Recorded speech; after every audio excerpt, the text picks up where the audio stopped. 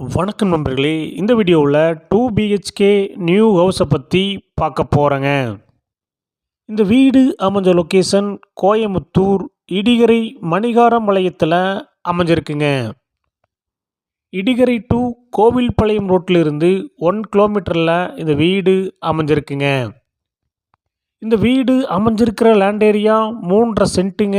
Building square feet 1300ங்க. இந்த வீடு மேற்கு பார்த்த சைட்டில் வடக்கு பார்த்த மெயின் டோர் வச்சு கட்டியிருக்காங்க. டிடிசிபி அப்ரூவல் இருக்குங்க. பில்டிங் பிளான் அப்ரூவல் இருக்குங்க. போர்வில் அமைஞ்சிருக்குங்க.